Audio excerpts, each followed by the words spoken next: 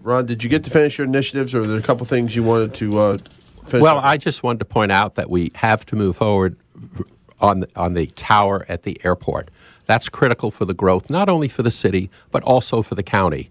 It will allow us to enhance our quality business opportunities in the city and county. Do you really have that much demand for that airport from businesses? Absolutely. Bechdel, MedImmune, all these businesses come in, and you have to remember the National Cancer Institute is being built on Gas House Pike, and there's a lot of Fort Detrick people and businesses that use the airport. Well, if they don't eat eggs Montgomery at the airport before they go back, they're missing a good breakfast. All right, let's served all day. Frank, do you want to ask your question?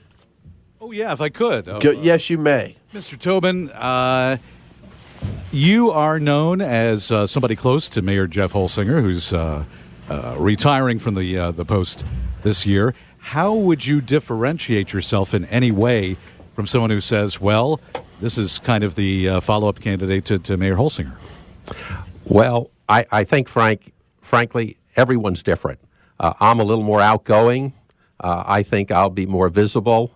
I think I have Jeff focused on about 3 or 4 things in his administration. I see a need to focus on some more things than just 3 or 4. We worked on them, but I'll move forward in that direction. Everyone is different, Frank, and I really feel that it's important that you stamp your own personality on the office. Yeah, I used to do walkabouts. Would you say you're a hands-on person, or you just kind of delegate? Or well, Frank, did that answer your question? Yeah, pretty much. That's a good answer. Now I got a follow-up. If I was a Republican primary voter, how would I differentiate between voting for you and Randy McClement? I think the most forward analysis would be my experience, Frank. If you check my website and see what I've done, I can hit the ground running.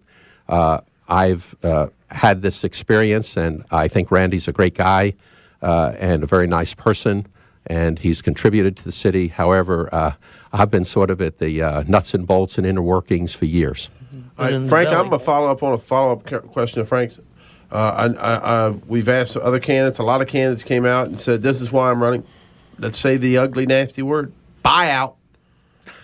What about the buyout, Mr. Tobin? First of all, Blaine, I had nothing at all to do with that legislation. Nothing. Nothing. Nada. I was not part of any meeting, program, or any activity associated with that. What about, did they report to you?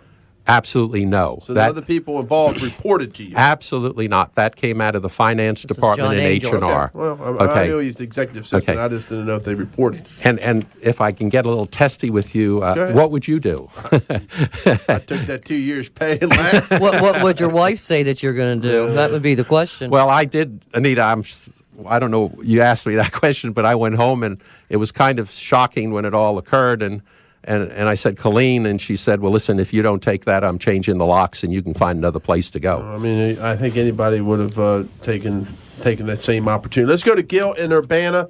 Gil, welcome to the program. You have a question for Mr. Tobin?